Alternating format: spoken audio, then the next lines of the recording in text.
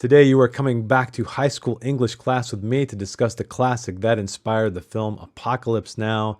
That book would be Heart of Darkness by Joseph Conrad. I brought on my good friend as well as a fellow YouTuber, Britton, also known as Some Okie Dude, because this book impacted him in quite a large way, which we get into in much detail. This is a book that I think I respected more than I enjoyed, but we get into all of the reasons as to why in this conversation, so I hope you will stick around for the entirety of it. And if you'd like to check out Britton's stuff, it's all in the link down below.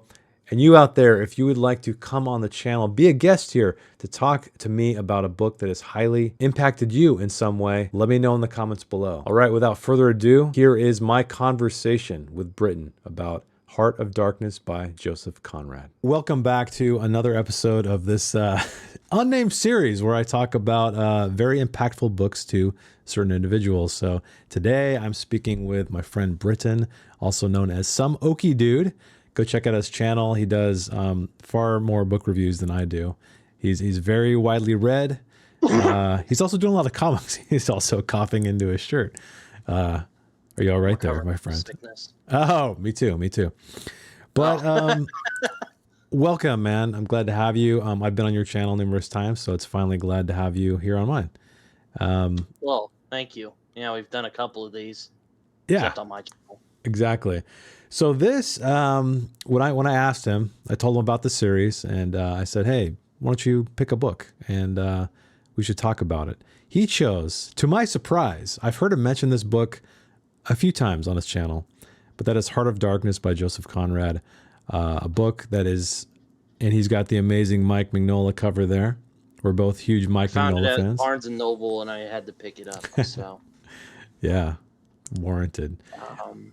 It was actually tough to pick a book because there's a lot of books that have impacted me through my short life, like Lolita, and Lolita's a great one. Oliver Twist, and like American Gods. But I didn't want you to read like a thick book. I would have felt bad. So I'm like, all right, I'll let him do Heart of Darkness because that's a good one. Yeah, it's also considerably short. It is. And I think maybe I don't know if nobody comes on next time, maybe we talk about another one. We'll see. I haven't got any responses yet. But anyway, Heart of Darkness, Joseph Conrad, Britton. Tell me why you chose this book, other than the fact that it was short and you didn't want me to read something really long. Well, for one, it is a book that impacted my life in a lot of ways, and it really it's kind of hard to, it's one of those books kind of like Lolita or something like Blood Meridian. It's kind of hard to explain like why it's impacted me so much, but to keep it short, I found it's a book that really took me into places I wasn't expecting to go. And that's always what I'm looking for when I read something. Yeah, I mean, I'm the same way. I always say too, when I watch films, I want someone to show me something I haven't seen before. That doesn't mean completely reinventing the wheel or doing anything completely groundbreaking, but just something different, something that gives me pause, even if it's an element of the film. So speaking of this book, when did you discover Heart of Darkness? How long ago did you read it? And what was your... Well, I was a very precocious middle schooler, and wow, I was reading a lot of classics at the time. Like I was reading or what's considered classics, because I don't know, I just got really interested. Like I read like The Great Gatsby and Slaughterhouse-Five and Fahrenheit 451 and like Lolita and Heart of Darkness. And Heart of Darkness was one of those books that really impacted me. And there are some classics I don't love, but this one I was just really... It's one of those books that it's kind of like you're entranced. It's like you're in a dream at points. It's not really... It's one of those books where it feels like reality and fantasy are kind of like it's blurred after a while, even though very much a realistic story. Yeah, I can see that. I mean, it's so I guess the setup for everybody who doesn't know, there is a man named Marlowe, and correct me if I'm wrong on any of this, because I'll admit that reading this book was challenging to a degree. That's why I'm kind of surprised you discovered this and really enjoyed it as a middle schooler, because me as a middle schooler, me as an adult can, had some issues with it. I don't want to say issues, Yeah, but I had Spark Notes to help me, so gotcha. that was So probably that was probably it's probably helped me. yeah. It's a man named Marlowe, and he's on the Thames. He's on a ship, and he's floating down there, and he's recounting this experience he had in Africa. Hmm. There's I think it's an unnamed location. I think I read where it's yeah, because they're going down this river, but it never explains exactly where it is, and he's seeking this man, I guess, who has kind of become a god to a degree to the natives there in Yeah. Africa. Hmm. Yeah. So that's kind of the gist of it, and it's one thing I thought was kind of both interesting and frustrating, because I did start listening to the audiobook first. Who it's a great performance by Kenneth Branagh, so highly recommend that. But then Yeah, you were telling me about it. yeah, he brings a lot to the story. I guess the one thing that was tough for me is that it's kind of hard to follow at times. Yeah, it's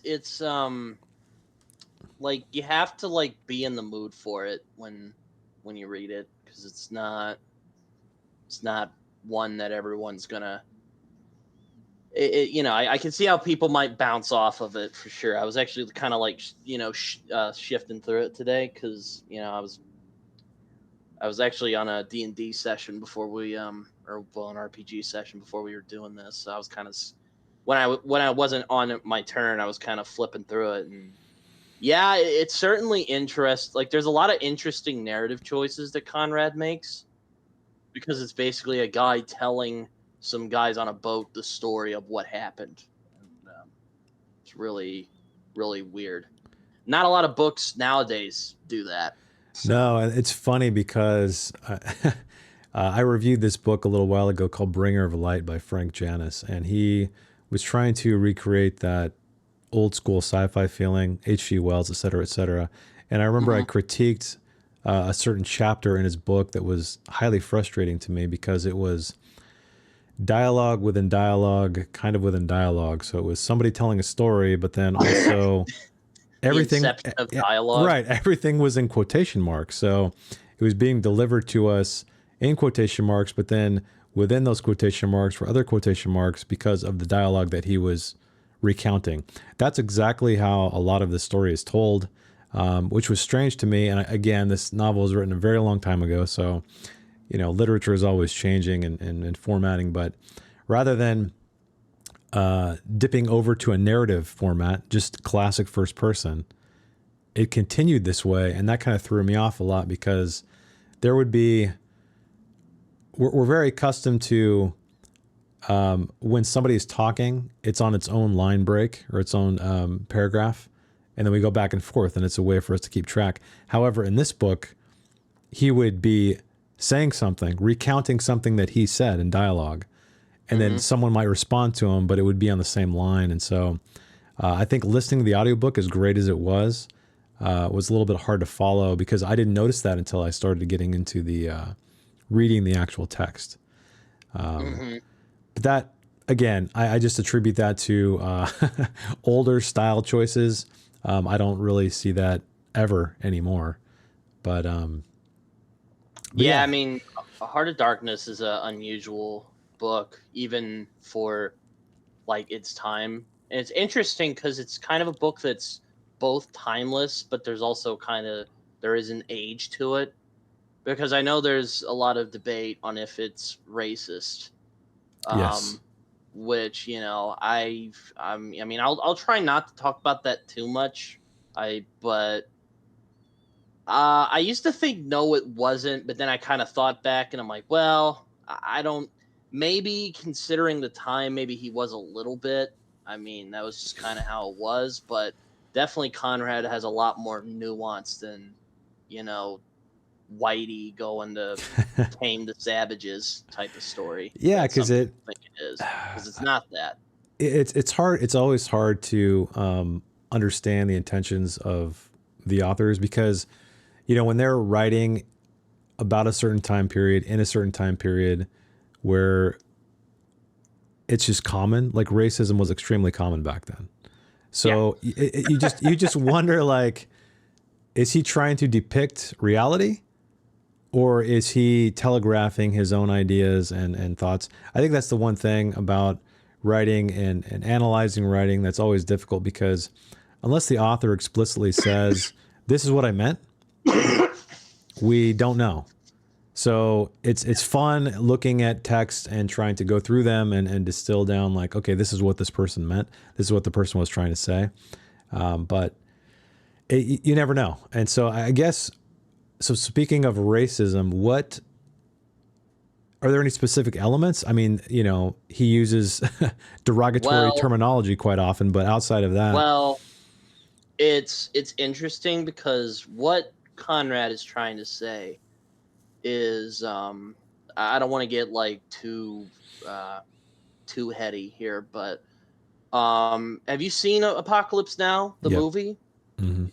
I mean, that's basically an adaptation. It's Right. basically or I should say, it captures the spirit of what this book is going for, which is a savagery, so-called, exists in every single human being, but it takes like these specific circumstances to bring it out, if you will. Kind of like Lord of the Flies in that way, which was another book I had read during that period of my life, that I read Heart of Darkness for the first time. And I was also that's one of those I'm not sure what to make of that, but it certainly deals with a similar idea that there is, like, not yeah, you could say evil or savagery, if you will, exists in all of us. It's not just, you know, that's why I kind of push back against the book's racist, because he's not just, he's not lampooning the black people as like, oh, look at these savages. He's taking the piss out of that idea. He's showing that, no, we're just as capable of that as they are. It's not necessarily that, he's asking, are we any better than these people? Yeah, that's a good observation. But that's kind of why I take issue with it. Now, there's certainly racism in the book. That's undeniable. Right. But again, to me, it feels, I don't know, it feels strange to tell the story in that time period without that. It feels like you're shortchanging yourself. You're not representing reality. Also, a lot of it is based on his experiences in, the Congo. Right. Yeah. I briefly read about that, is that he took, these were all inspired. I guess they were released in 3 parts, right? Originally, Heart of Darkness. Yeah. I think it was like how they used to release like Dickens' stuff. Like a serialized. Yeah. Yeah. Serials. Mm-hmm. Yeah. I could be wrong. No. You're right. I think they were published in 3 pieces only, but this book is only 30,000 words, so it's a novella, I guess, if you will, a long short story, whatever you want to call it. So I guess the biggest surprise to me was when he finally finds Kurtz, this man that he is seeking. That didn't really go down like I thought it would. Yeah, it's a little anticlimactic. It's very anticlimactic. He finds him, and he's basically this just emaciated, shell of a man. Yeah, I guess because you learn all about him throughout the story. Sure, you do. Yeah, but I think how he was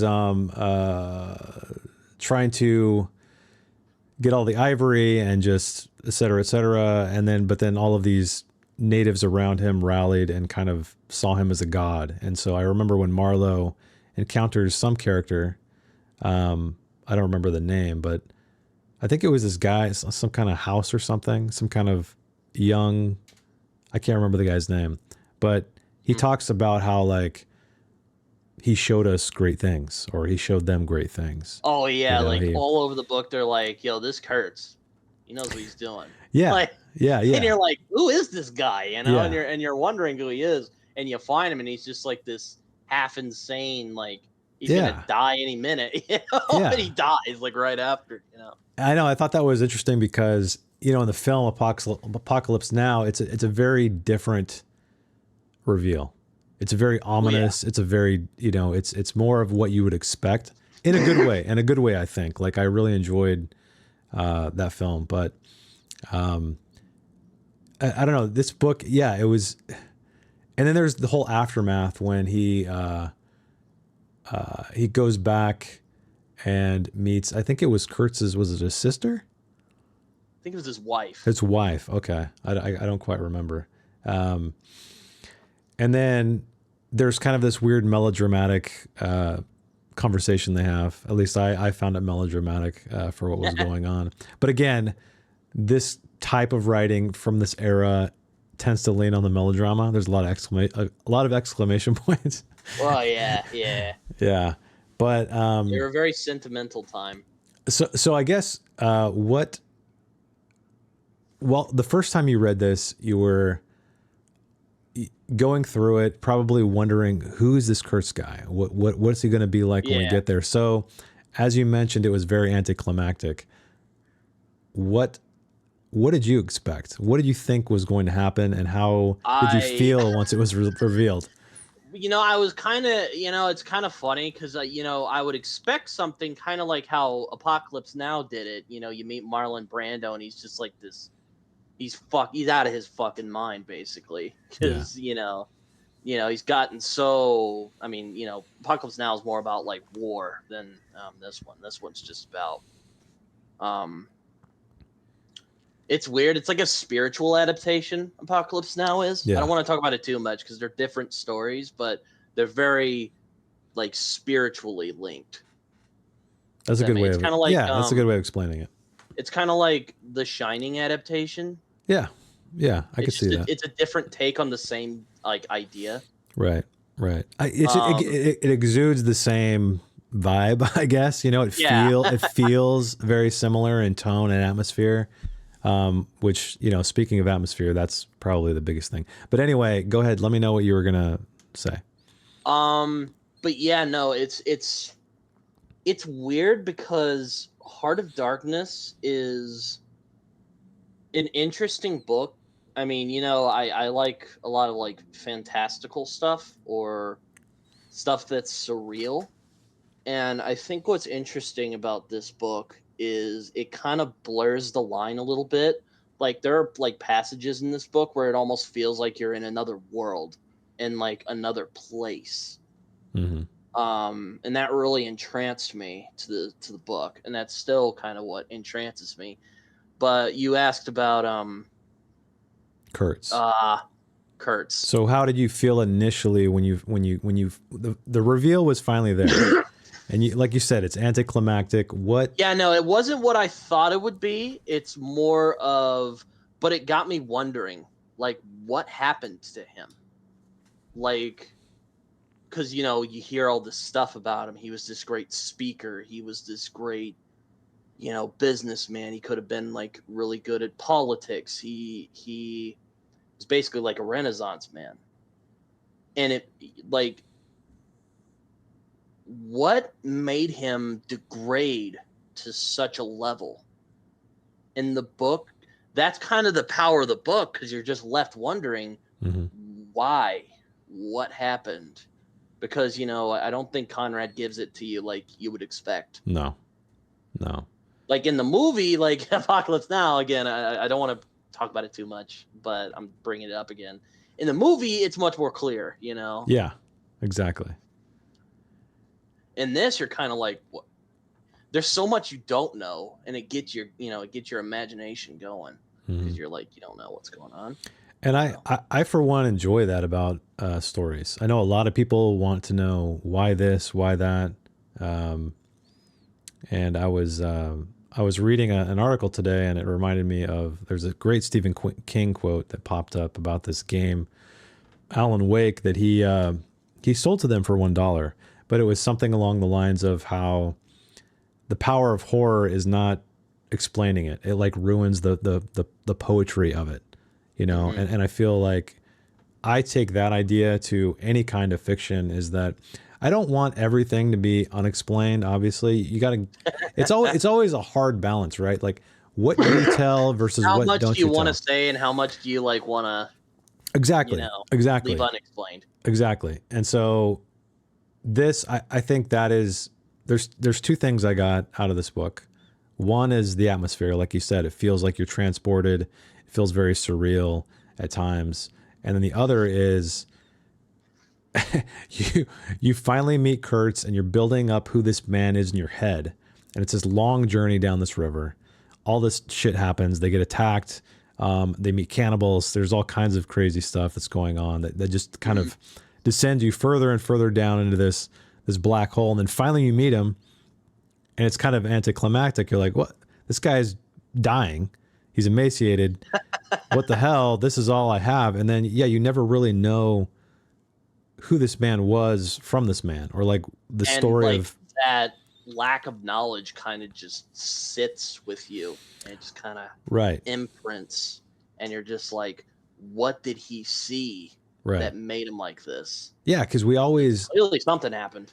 yeah, exactly. Because as people, like you said, our mind is running wild, concocting our own explanations, our own stories. Because, you know, as humans, we crave story. We're always thinking about it. We're always, you know, even in our day to day lives, we're telling stories, telling about, hey, this happened to me today, and so we just can't stay away from it. And maybe Joseph Conrad knew that, and he didn't want to take away our imagination from who Kurtz could be. You know, I don't know. Yeah, no, I mean, I won't pretend to know what Kurtz was, or not Kurtz, Conrad. Conrad was. Well, like I said, there is a message in this, but at the same time, he just kind of, because I like the ending, because Marlowe is also just as confused, and it haunts him for the rest of the of the book. Like, what happened, and this knowledge he's found, and this lack of knowledge, really, like, he doesn't want anyone else to know what he saw, because who would understand it? Right. It's kind of like coming back from war. Yeah. Or I've heard war, or people who've been to war, people who've been soldiers, kind of go, like, they don't share experiences, because who would understand it? Mm-hmm. At least in our side of the pond, anyway. Yeah. And I think another thing I wondered about too is the concept of an unreliable narrator. So, you know, anytime you're dealing with first person, especially in this case where I remember Matt's mentioned this. I asked him earlier about the Woman in Black. Like, why do you think they just didn't start the story?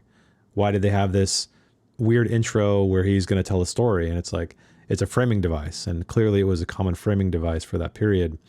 And that's exactly what Conrad does here, is he's starting us in the present. And then he is having this man Marlowe tell us the story, tell the crew on the ship the story. Rather than saying, I am so-and-so, this is what happened, and then the entire novel's in first person. I mean, I guess it's interesting because, like, the story doesn't really go down how you think it would. A lot of it is just he's traveling around, he's talking with people, because he's kind of like a, what does he do? He's like some sort of, like, insurance guy or something. Like, he's part of, like, the company that Kurtz works for, and he's, like, trying to, like, find him, because apparently he had gone rogue, and he's hanging out with the natives doing whatever the hell he's doing. Mm-hmm.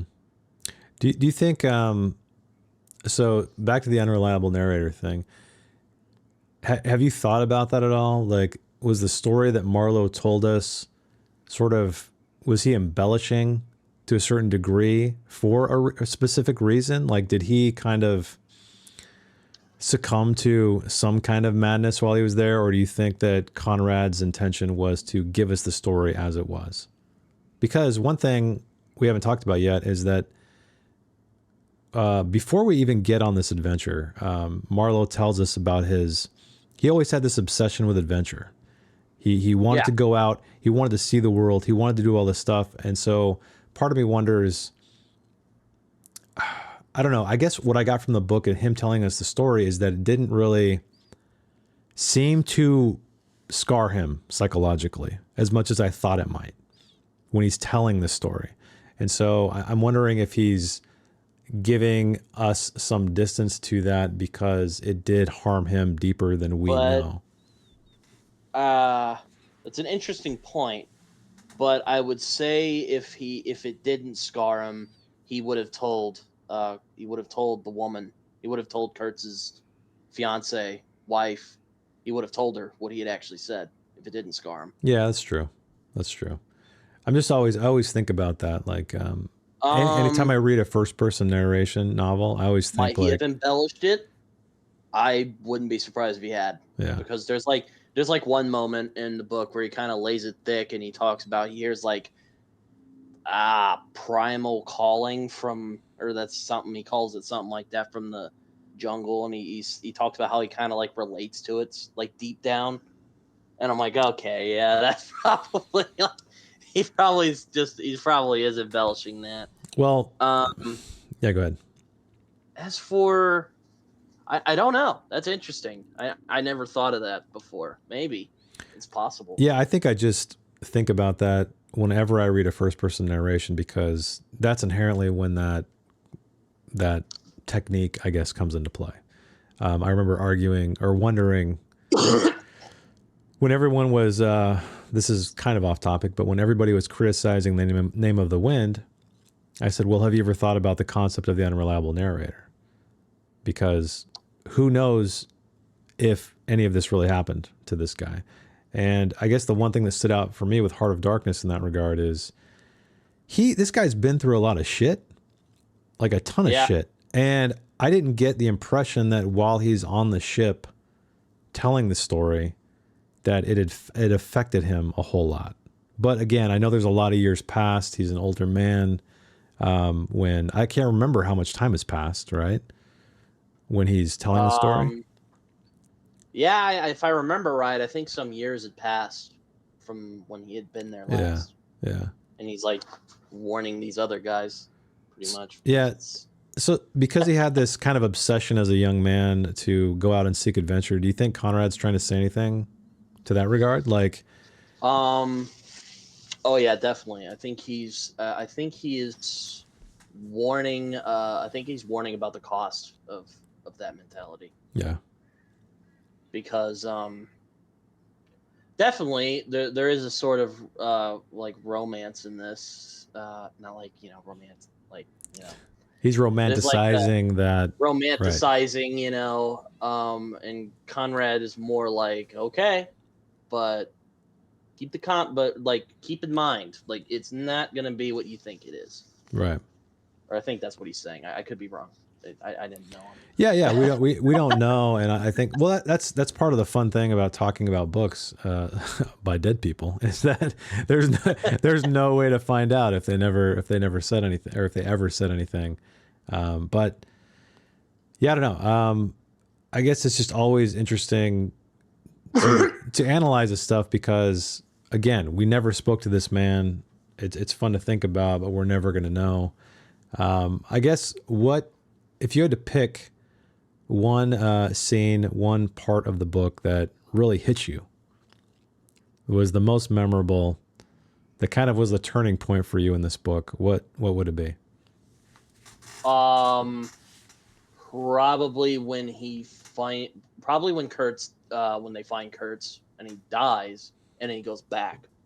Basically the end of the book, the climax and the end of the book is where I was like, oh, you know, and um, I don't want to say it like scared me or anything, because I don't know if that would be the right term, but it kind of it haunted me in the same way it kind of haunts Marlowe by the end of the story, because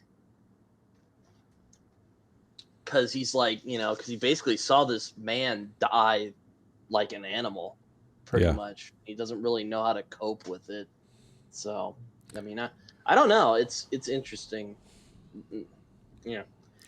So would you say that is the moment that you realized this book was special to you? Was it that the climax of the story, or was it Yeah. somewhere else? Yeah, that was it. Okay. Um, yeah, or especially towards the end where he's basically explaining like he didn't know how to share it. Like he didn't share it with anybody because he's like, how could anyone know? Yeah. Um, Again, it's kind of hard with something like Heart of Darkness because it's one of those like allegorical books, you know. Yeah. Um, But it makes me wonder too, like, are people looking too deeply here? Now, I'm not saying that Conrad wasn't trying to provide any commentary on the times, so to speak, or whatever it is, colonization, racism, whatever it is. But do you think he was just trying to tell a good story, like a story that fascinated him, or do you think there is a lot more between the lines that he was trying to do? um, if you ask me, maybe both. I don't see how either or is mutually exclusive. Yeah, Um, because on one hand, there's like, you write, I write. I'm not trying to. I'm not trying to weaponize fiction. Essentially, like when I write, but I'm trying to create themes, right? I'm trying to explore ideas and I mean, we all have stuff relationships. to care about. Yeah, yeah, but That's kind of how that, I view it. yeah, but I guess I wonder if people are looking a little bit too deeply into it, and that he was just trying to tell an immersive story, something that definitely has themes, definitely has, atmosphere he's trying to establish. But Hmm. anything beyond that, I wonder, does it exist? Because you can pick apart any book, any movie, and say, oh, this is commentary of this because it was happening at this time. But I don't know. That's what I always wonder is, are we sometimes, it was always my frustration in high school, my Did English you ever class. did you ever see Get Out, the Yeah, yeah, movie? yeah. Yeah, I did. There's this scene where the main bad like lady is like eating Fruit Loops and like drinking milk like separately, and then like in some like theory video, um, uh, Jordan Peele was like, yeah, or someone was like talking about a theory they had about that exact scene, and he went, "Nah, man, just I just thought it'd be I thought it'd be an interesting like visual, and yeah, just every time I see that scene now, it just makes me snicker because I think of that. Yeah, yeah. That reminds me too. There's a guy named Adam Skelter who's a screenwriter. Really, he had a great channel. It's somehow removed for some reason, The Art of Story, but he had these great video essays and great Can you tell me about his book? Because that yeah, name yeah, sounds familiar. yeah. It's called Story by Numbers. Really great book. But anyway, this guy's super talented artist, writer. He, I watched him analyze Miller's Crossing, and Oh, he at the very end kind of brought everything together and talked about what he thought the film was about. And he talked about how everyone was, because he did this podcast where there were these two guys with him and they were kind of, trying to guess all of the things, like what meant what, and et cetera, et cetera. And he was kind of the ringleader, grandmaster, like putting it all together for them. And he talked about how the subconscious, sometimes when you brought up the Jordan Peele thing, like he just thought it visually meant something. But Adam Skelter was saying how a lot of times just because you weren't thinking of it doesn't mean it doesn't exist. Because a lot of times when we're creating, the subconscious kind of rises up and takes over. You're not aware yeah. of it, even after the fact, even when you look at it after the fact and someone's saying, man, the Fruit Loops and the milk thing, what did that mean? Jordan Peele's like, I don't know. I just thought it looked cool. Was his subconscious creating some kind of meaning out of that, or is there nothing there? And does it I matter? mean, it's possible. I don't know. Yeah, yeah. It's now, do we think too deeply about things? Oh yeah, I've been guilty of that. I think we're all guilty of that from time to time. Um, if I had some way to go back and talk with Joseph Conrad and say, "Here's what I thought your book was about," maybe he'd go like, "What the fuck are you talking about?" I was just like, I was I don't just, know. yeah. Only because this was kind of based on, not, I don't want to say based on, inspired by real life experiences of his. And Mhm. so that makes me wonder, was he just trying to relive this, much like Marlowe is reliving it by telling the story to these people, kind Maybe. of going back, like looking back to maybe happier times, I guess. Because I think that it wasn't that, you probably know better than I do, but I briefly read online that the captain of the ship died and Marlowe had to take over in real. Not I Marlowe, sorry, Conrad had to take over in real life. oh yeah, admittedly I haven't I'll admit I have read a little bit about like some of the history that inspired, Conrad when he was writing Heart of Darkness, but admittedly I don't know too much about like his life. Aside from I know he was like part of like he was like a part of like sea merchant. He was like with sea merchants for a while. Yeah, yeah, yeah. I don't know, and I guess too. I guess that's what interested me a lot too. Is I kept trying to read between the lines to see Marlowe's, I guess, the chinks in his armor, right? The unhealed wounds, because while he was telling the story, because he is telling the story in the book, not just to us, but he's telling it to the group of these men, and I don't know. I kept trying to picture him, like, what is his demeanor like while he's telling the story? Is he very enthusiastic? He seemed very enthusiastic about it, and also he was very. The prose in this book is extremely colorful, for lack of a better word. Very beautiful at times, very poetic often, which made me wonder, is part of that due to Marlowe's kind of mental state at this time? Like, how could a man like this write so beautifully? Or is this just kind of Conrad, poking his head up, rearing his head and taking over, and not realizing it? Because I know character voice is always a tricky thing to accomplish successfully in books, right? To be Yeah, it's consistent. tough. Yeah. It's tough. I mean, it's tough even when I'm doing it because I'm like, Yeah. I don't want them to sound the same, right? Right. But not only that, but like, what are their experiences like? Like what? And it's funny because I listened to this Story Grid lecture recently, and they have a concept where it's called the. You know how like when someone's writing a book, they always say, "Hey, you have an audience member in mind. You have someone you're writing for. This hypothetical person." They were talking about how, hey, are you explaining the story to your kid? Are you explaining it to a close friend? Are you explaining it to a stranger? Are you explaining it to a priest? You're gonna tell the story in vastly different ways depending on who your audience member is. And so the interesting thing about Heart of Darkness is that there's kind of two audiences. There's the audience on the ship, and then there's us. And to me, that's why I think that I wonder if Marlowe is kind of masking his true feelings or trying to elevate himself, or like you said, romanticize what he did, but also talk about, Possible. the dangers of it, because, some shit went down clearly. I mean, it's possible. I mean, he's certainly not. He's the window to where the audience sees the story, really. Yeah. Kind of like and again, like he doesn't really admittedly, like he doesn't do too much, but we do see inside his head a lot. Right. How he thinks. Yeah. Are Now, there, go ahead. oh, what were you gonna say? No, finish your thought, and then I had Oh, I a was gonna separate say, question.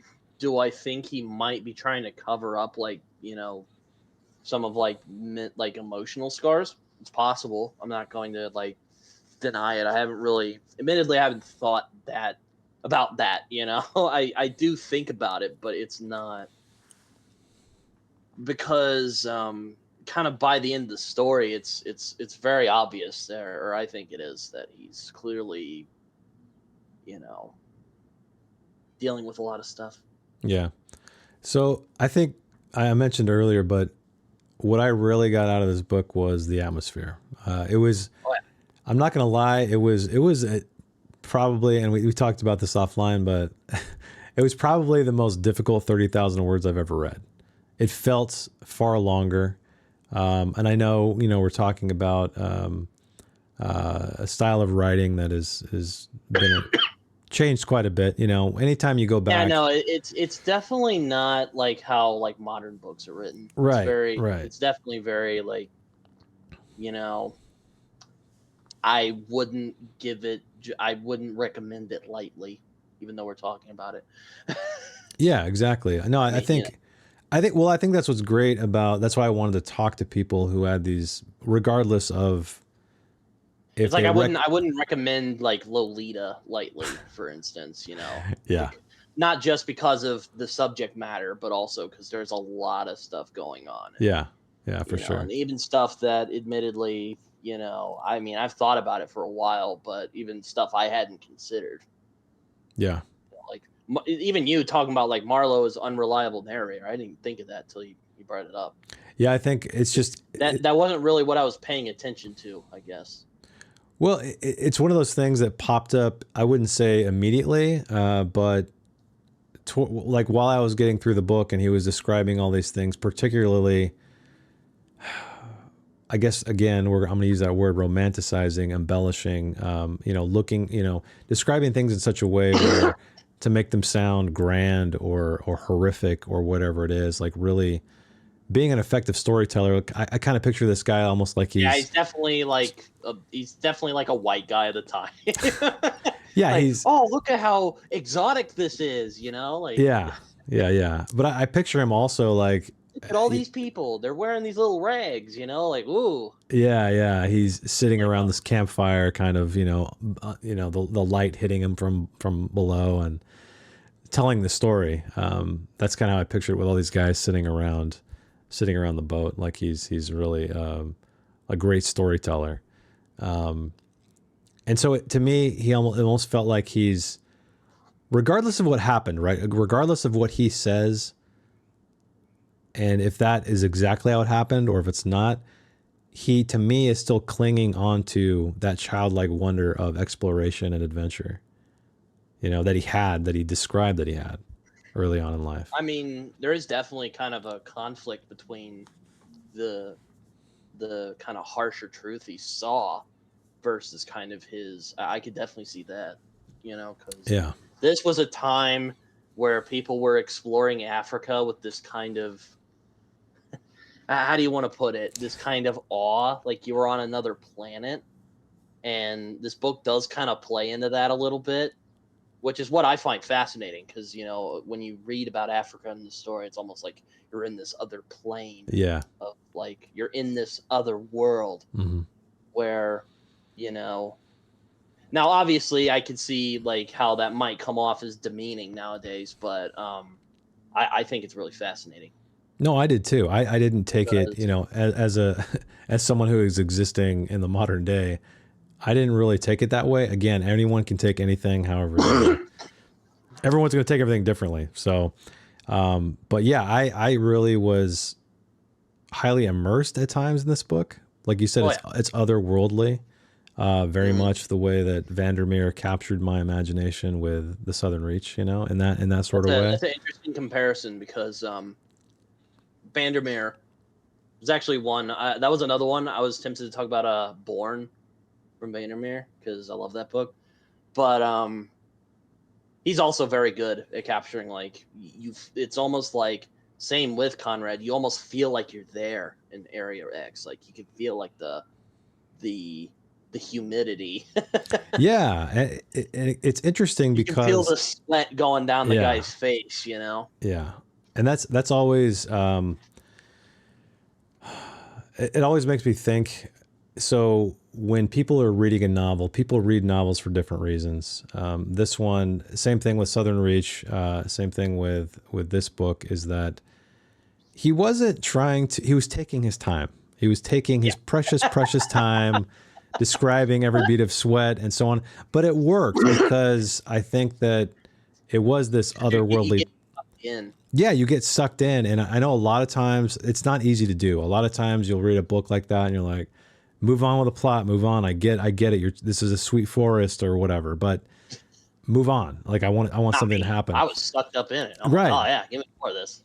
Yeah, this one. I admittedly had to slow down while reading it because same thing when I read Lovecraft. We've talked about Lovecraft before, but he's not a his prose is of the time, right? It's very archaic. Reading it now is it Oh, it feels was very even dated. archaic in his time. I mean, if you really want to get Yeah, into I it. guess you could say that comparing it to something like Arthur Conan Doyle or something like that. It's Mhm. very different. But yeah, almost like he was trying a little bit too hard sometimes, using words like cyclopean. But uh, Eldritch. Eldritch, yeah. I But love that word. yeah, I do too. But I like whenever I go back and read his stuff, it's the same way. I have to slow down a little bit. I have to let it Yeah, seep in, right? I can't it's just, not like I wouldn't say Conrad is quite as verbose as Lovecraft is, because I don't get quite as annoyed with Conrad as I do with Lovecraft. Because I agree with you. Sometimes Lovecraft seems like he's trying too hard. right. With Conrad, it's more just kind of I mean liked it because I know you said you were a prose whore before. I'm sort of weird when it comes to prose because it's like I want to say that prose isn't like a deal breaker for me, but like bad prose can kill a book, for me. Oh yeah, definitely. I Like I that's can definitely tell if like a prose style doesn't like flow, it bugs you, right? Now this didn't, but I'm so I guess I'm more interested in prose than some other people, but it's not um it's weird. It's hard to describe for in my case anyway. yeah, I'm the same way. Like we mentioned though, yeah, if the writing, if the prose is not, it doesn't fit flow, it doesn't feel right, it doesn't match the tone, it doesn't whatever. Yeah, I can't get into a book, period.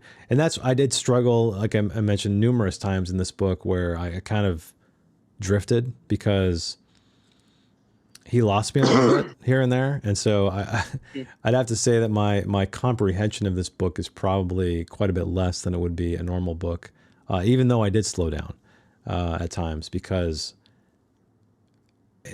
like you said, it's hard to explain. But sometimes you'll be on He's this trying to this capture a feeling. yeah, you're on this thread. Yeah, you're writing this prose, and then like you fall off track for whatever reason because he loses Because you.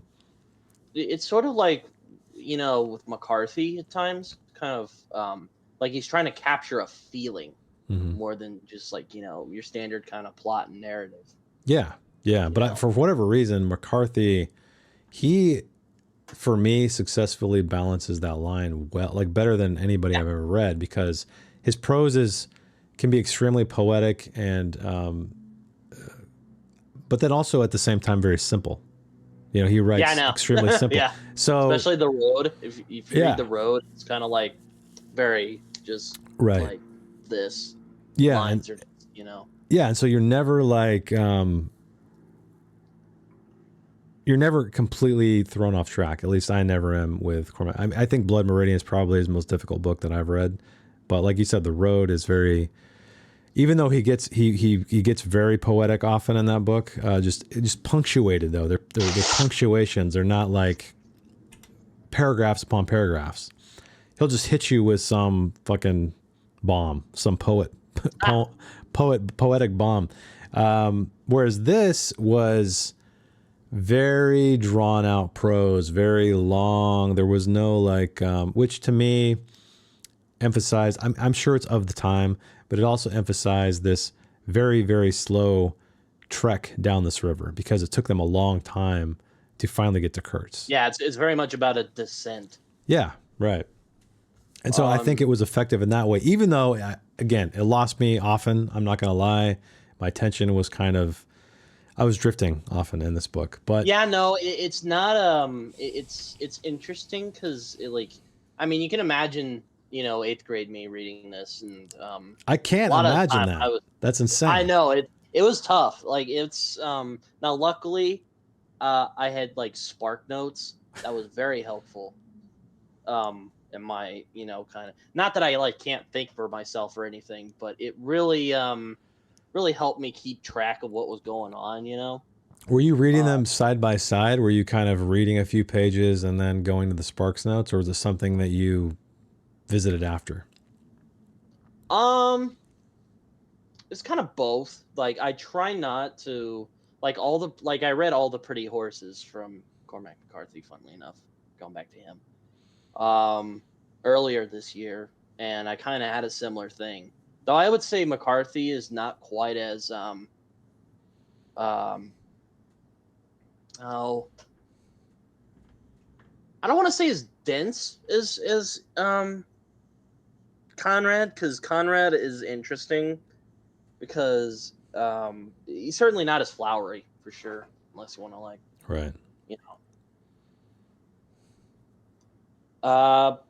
But it's like because I tend to like to read the book and then like I go to the Spark Notes, but with this like I had to kind of and there were also videos I watched because I like to because I've told you this I like to listen to people discuss things, but it was really hard not to get fascinated by Heart of Darkness, at least in my case, because it's such a weird experience. Yeah, and I'm trying to picture eighth grade Britain picking. Little, little me reading it. First of all, were you reading this for a class? Like, why did you choose Heart of Darkness? Why did you decide to pick up Heart of Darkness? Was it an Well, assignment? what's funny is that I was kind of just picking them out at like randomly. So like I would look on like Spark Notes and like talk with people like what were like the classics because I was a really precocious kid, so So you're, I had to like shotgun him, man, and I was kind of cocky. I'm like, oh yeah, I'm gonna read this little book here, and sometimes I would just be thrown off. Like I read Moby Dick. wow. Yeah, no, that sucked. I don't like Moby Dick all that much. But Yeah, it's I've never even attempted Moby Dick, honestly. I think I've read the first line and then I'm like, because The so Fisherman. That book, I know I've heard it references Moby Dick a few times. yeah, I mean, yeah, it's very. I think there's even like an excerpt of Moby Dick in the beginning, like an epigraph or something. But Yeah, no, like Heart of Darkness was weird because it just kind of showed up out of nowhere, and I was like, okay, like, oh, it's an adventure novel, because I like adventure stuff, right? And I read it, I was just like, what the fuck is well, this? so I want to. You mentioned earlier on that this novel impacted you greatly when you finally got to Kurtz. So we finally get to Kurtz very far into the novel. So what made you stick with this book? Because it takes a long, long time to actually The get us atmosphere. get us to Africa. So it was the atmosphere that really just sucked you in. Yeah, that just the otherworldliness of it But that doesn't was. even hit until, oh man, I don't want to say I, the second I love the chapter. atmosphere of it, but I don't know. It's hard to explain. It's like I was really fascinated just by. It's like it's almost like this is another time. This is another place, and I wanted to, and I was Okay. so entranced by it. I was like, I got to see what happens. And then we got to the Kurt stuff. I was like, oh, because I wasn't sure how to feel at first. Because it's kind of like, oh, that I wasn't expecting that. And then I thought about it, and then I think I read it again at some point. I think in high school. And Okay. How many and times have you read it total? 2 times, Okay, twice. Okay. like all the way through. It's funny you mentioned eighth Um, grade because that's when I discovered Lovecraft too. So, ah, when I was about 12 or 13, I found out I just discovered him. I won't get into the story, but yeah, and it's weird because I always wondered.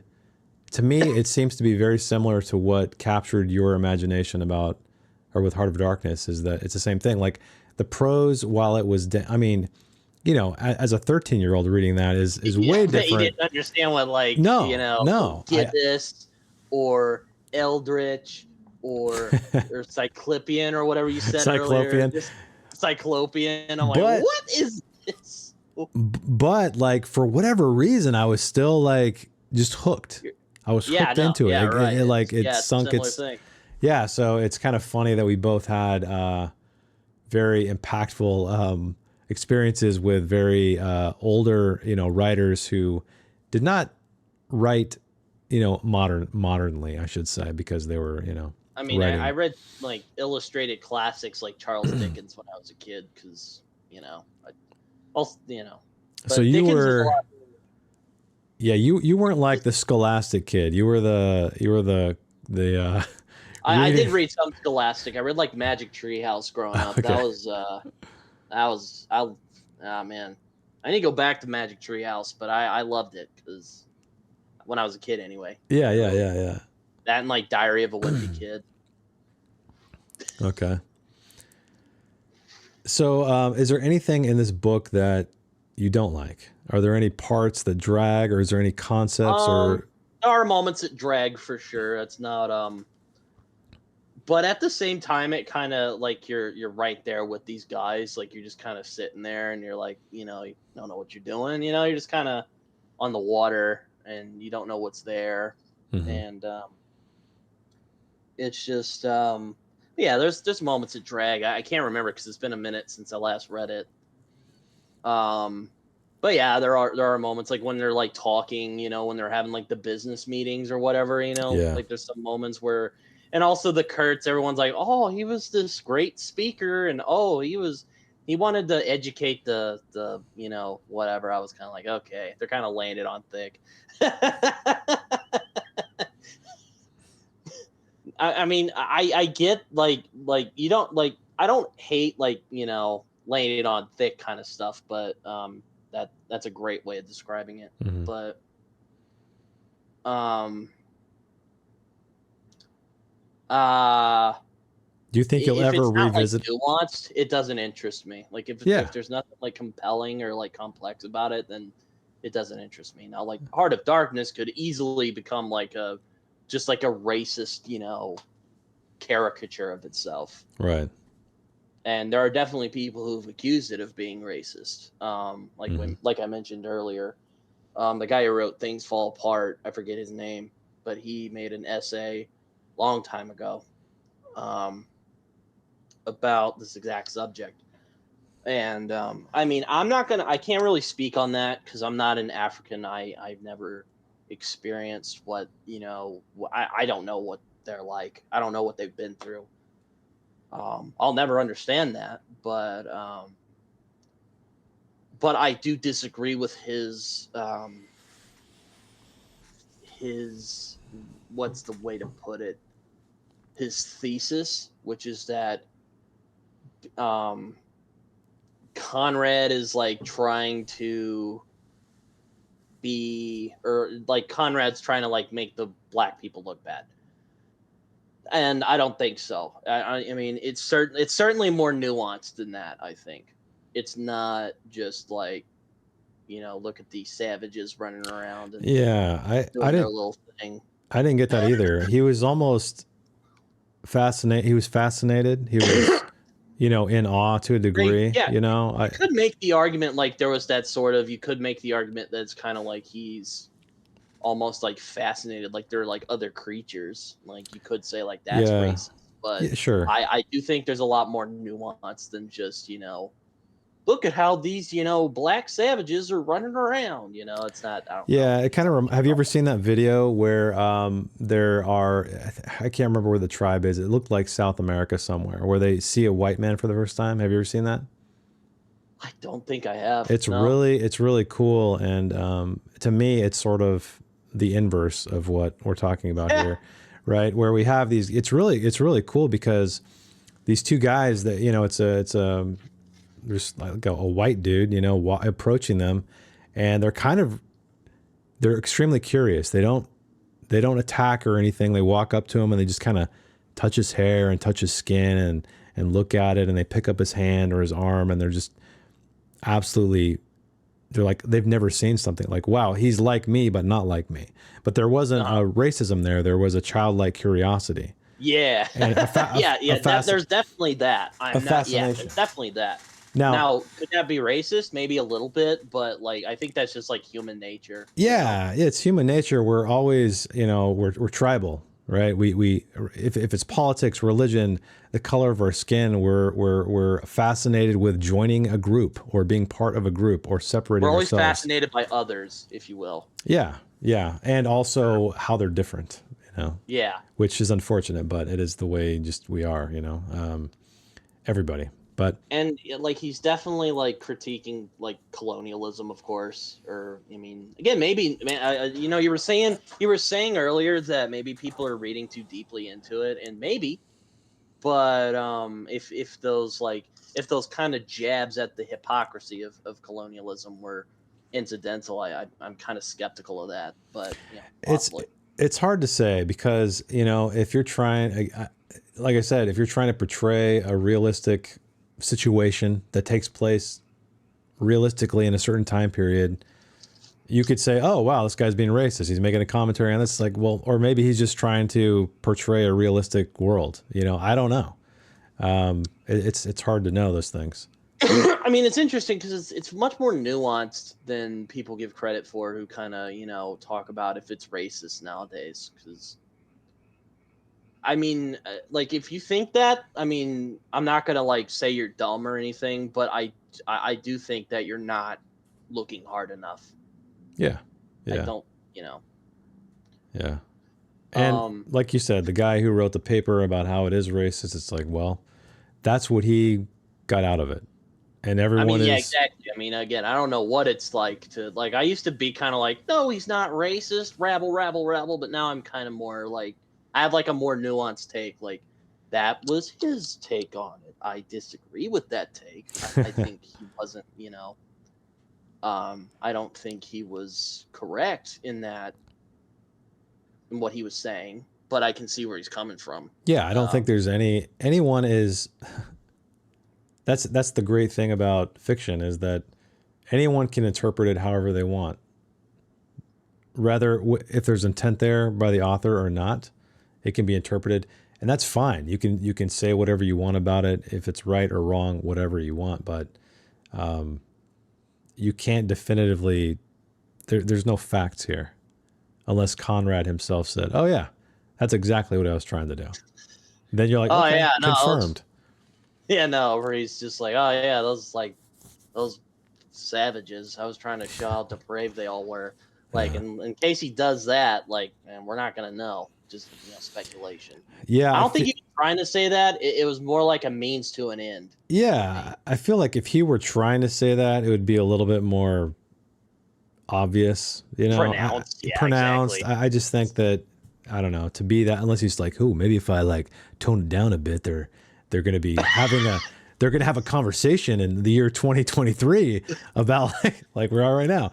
But yeah, I don't know. But yeah, I it's mean, yeah, definitely this. Like, I hate when people do this, but like, definitely the standards were different then. But again, I think there's like a more nuanced like discussion there about oh how yeah, we other people.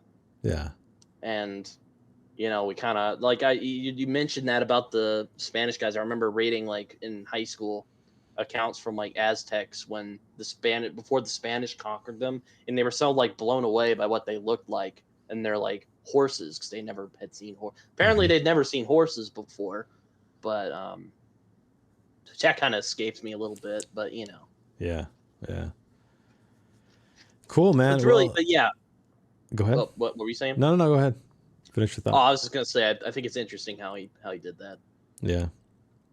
Yeah, this was a definitely an experience, and it's probably a book I don't think I would have read otherwise. So, thank you for turning me on to it.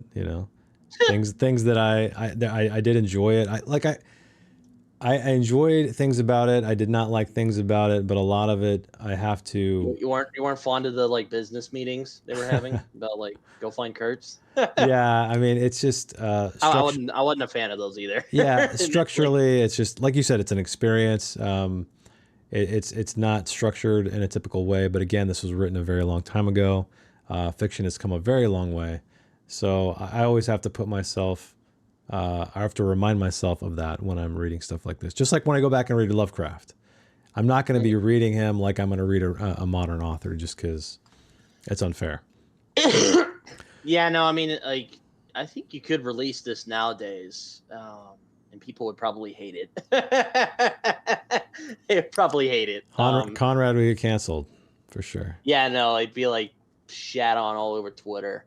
Just um Well, on that note, that's something that I'm curious about your take is that I think fiction needs to just be what it is. It doesn't. That's the one thing I worry that all of these politics around what is right to say, what is not right to say, what is permissible, what is art versus what is whatever. I hate that it stifles creativity because there's a fine line between free speech and I don't know, being a complete dick or racist or whatever. well, it's weird because like there's always those conversations like there's like what constitutes like what's offensive or what isn't. Should we have like racist like you see like Tarantino get blasted all the time because he puts like the N-word in his movies, which I'm not even gonna get into that, but yeah, there's definitely well, it's kind of hard not to talk about it with Heart of Darkness because that kind of that otherness is such a big part of the book. Which was interesting. The N-word was omitted in the audiobook. So I listened to about two-thirds of the book. Right. Obvious reasons. And so I was about 2/3 way in the book. And then I went back to the beginning and started reading it. And I was like, whoa, like I didn't hear this. I mean, even if it didn't have like the N-word, like the story, I think still works. Yeah, it does. And I can understand why they omitted it. Maybe, he just said, I'm not saying that. Totally fine. Yeah, I wouldn't be surprised if Brandon was just like, I ain't saying that shit. Like, yeah. All right. Yeah. Don't say it when we do the thing. But I don't know. I guess I'm thankful to see that. I feel like this movement is affecting film far more than it is fiction. At least the fiction that I'm, reading or consuming. But I guess it's more mainstream, so maybe you see it. I don't read a lot of mainstream or watch a lot of mainstream films, so yeah, I think I'm kind of tempted to just go like, people still read books. Yeah, I know, but yeah, I don't know. I guess that's. There's also like something I wanted to bring up as well is that there's that kind of going back to that otherness. There's that sort of almost these people are trifling with something that they shouldn't be, which which ironically you brought up when we all read the Vor. Yeah, no, I was gonna bring up the Vor, which that's a whole other conversation for another time. But yeah, no, that's what I found interesting about the Vor. It's very much like Heart of Darkness in that same way because it's about these people going into this place that they don't quite understand, and eventually, one way or another, they pay for it. Mm-hmm. But in Heart of Darkness is much more subtextual because like you don't know what happened to Kurtz, but and it gets kind of your imagination going. It's never explained. I don't know, but there's that, and that's kind of what haunts Marlowe because he thinks like, could that be me? Like, could I become like devolved like that? Yeah, that's a good point. Again, that's just speculation. I don't know, but that's kind of where the horror comes from because it does become like horror at like the last like third. Yeah. Well, I mean, that's what's great about talking about fiction, right? It's like, now you're in a horror novel, Yeah, when everything's not explained, these are the great conversations we get to have. So that's kind of what. But yeah, they do mention like he showed them things, and there's that sort of because I mean, like that's kind of what I saw like somewhat in the Vor because it's sort of a similar idea. It's that they like it's like the Africans, the like black people, they like know something that we don't or something like that. And of course, with colonialism and there's it's certainly kind of taking jabs at the arrogance that people have when like, running, like, if this had been like something about like in America, like about a white guy in the 1870s going to like an Indian, like an Indian group, and the same thing. It's the same story, like that's why I think it works Yeah. ultimately. Yeah. But like somehow, somewhere, they managed to like they either brainwash him or he discovered something that just drove him insane. Kind of, funnily enough, going back to what you said about Lovecraft, because he was very fond of the going insane from the revelation Hmm. um, type of trope. Yeah. Cool. Um, yeah, I don't know, but it's just kind of it's something I've thought about for, like, it's just something I think is food for thought, I guess. No, that's great, man. Definitely. I don't know. Maybe you didn't think of like that. Like that was your first time reading it, so I mean, Yeah, and I think. I know, like you read it for the first time. So I've thought about it more than you have. But Oh yeah, of I course. just thought that was something. I don't know.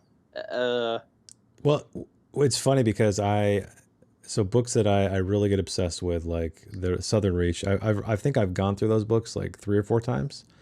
Oh Um, yeah, they're great. They're great novels. and Sure. that is when I start to think about stuff. So especially when we do Mhm. the read-alongs, the book clubs, where I read it and then I make a video about it and I go through the text and I'm like, oh shit, I'm starting to see. Hey man, there it is. I'm starting to. That's when things start really falling into place for me. So reading a Yeah, no, book, we're yeah. sort of different because I like to like think about it as I'm reading it, and you like to think about it after we read. So Well, and that's fine. It's just a it just you know. depends, right? If something stands out to me for me to think about, then yeah, I'll think about it. But a lot of times I have to let the text kind of wash over me as a whole. Yeah, that it was sort of like that for Heart of Darkness as well, because I told because I was 13, 14 when I read this for the first time, so I'm like, I didn't get this. I had to like kind of and I kind of had to think about it. It's one of you have to. There's a lot of thought in this that you have to put into it. It's not really. It's not like reading a Stephen King book, which is not to say he doesn't have stuff you can think about, but it's certain like the styles are very different. Oh, of course, big time, very different. Yeah. Which I'm sure some people are like, "Wow, hot take there, Britton." You know, but it's like it's because like I know when I recommended this to you for the first time, I was kind of like I was trying to pitch it to you, but I'm like I don't know. You kind of have to see it for yourself, and now Yeah. we're talking about it. Well, I think, yeah. I always hate trying to put, I don't, to It's try like if you to, tried to pitch me the Area X books if I hadn't already read them. yeah, Like impossible. you have to read them, Yeah, yeah, yeah. To me, Vandermeer was kind of a stepping stone. Well, Lovecraft, I should say, was clear. He was clearly inspired by a lot of Lovecraft, a lot of Roadside Picnic kind of vibes. So all of those things that I enjoy, the weird unknown, the mysteries of the zone, and all this stuff, like Yeah, I mean, like Conrad was doing that before they did it, which is yeah, kind of interesting. So there's always been kind of like a weird. They didn't call it cosmic horror then, but it is sort of that same. It's unknowable. You can't yeah. really. I can't say that I've read anything else, outside of obviously Lovecraft, but of like stuff that takes place in the real world. Let's say, like Conrad, I haven't read anything else in that time Well, I period that haven't either. I feels want to that at way. some point. Yeah. There's one book he read called "The Narcissist." There's another phrase there that I'm not gonna dare say on here, but because again, they were very different at the time. He also wrote Yeah. like a spy novel. Oh. Huh. Maybe someday, but again, it's I've never read another Conrad book, but I want to. Yeah. Yeah. I Is think it'd be worth exploring for sure. but no, it's just after like reading Heart of Darkness, it's such a like you have to think about it, which is I mean, honestly, that's for me. Any good book leaves you wanting to think about it. You get to the last page, you finish it, and you're just like, it stays with you for a long time. Those are the best books, the yeah, no, unforgettable it's ones. it's it's one of those. It's really hard to put the words why it's so like because I was trying to because again I was trying to tell you like all right we'll go with Heart of Darkness, but it's not. Like again, you have to read it to. And I was like, I don't know what Jason's gonna think because it's such like it's a very slow book. Like it's despite the fact it's only like, good lord, It's 30,000 words, so it's very short. 30,000, 89 pages for my Yeah. or not 89. Hold on. So because there's an introduction in here. So 89. Excuse me. So Well, anyway, it's probably under 100 pages or 100-ish pages, right? yeah, no, it's Depending on the version you my have, of math skills course. are awful. But yeah, no, it was cool. And I mean, honestly, with this series of videos, I don't want people to pick books that they think what I'm going to think about them. I picked this because I did want to see what you think about him, but at the same time, I'm like, oh boy. Yeah, I want to talk about books that genuinely affected you, right? And so this one sounds like, I mean, if this one, it's funny how we have these parallel stories where, at 13 or whatever, you discovered Conrad and Heart of Darkness, and at 13 I discovered H.P. Lovecraft, and I mean, we there's had a few books that have done that for me, so it's Yeah. not like Conrad's the only one, but Heart of Darkness definitely is one of them. Yeah, Sure. well, hey man, I don't have anybody chomping at the bit to be on this series, so I'll definitely have you back. We'll talk about something else. Yeah, like I'll be like, "Hey, Jason, you should read Lolita." Like, Oh, I have read great Lolita. idea. Lolita's great. Lolita's yeah, it's a great book. Oh yeah, I've read it. Okay, I'm like, yeah, that's a great. Yeah, I think I'd have to reread it if I wanted to have That's like a great idea. like Yeah. a discussion. I don't actually. Yeah, but because I like to have it more or less fresh in my mind, first. So. Or like I have like Black Leopard, Red Wolf up here. That's one that I've been meaning to get to for sure. Or I've been harassing you to read Pretty Little, or like Fear and Loathing in Las Vegas. Yeah. Again, there's like been a lot of books that have like impacted my life, or like movies. It's really like it was really hard to pick one. But yes, I would enjoy doing. Well, this yeah, again. well, definitely. Well, this isn't going to be like only one guest per time. I think there's plenty of books to go around. I was hoping not, but I was like, all right. No, of course not, because I wanted, I guess, because I love reviewing books, I love talking about books, and I think for me the best way to get anything out of something is a conversation with somebody who's extremely passionate about whatever that is. And or even like comics like Watchmen or Transmetropolitan. I mean, I know you're not as big of a comic reader as I am, though. I know you like Watchmen, so. I love Watchmen, but yeah, I mean, any comic. Hey, I'm down for graphic novels, man, for sure. So someday. Cool, man. Well, is there anything else you wanted to talk about Heart of Darkness before we cut this thing? Not too much. I kind of talked about all the stuff I wanted to talk about. I just think it's one of those books. Like if I had like a list of books you should read at least once, Heart of Darkness would probably be on that list. Just because even if you don't like it, even if you think like, oh, this is the trashiest thing I've ever read, which it would shock me. I would hurt a little bit. No, it's not. But I'm sure unless you're like some contrarian, but but it's one you should read once, like definitely.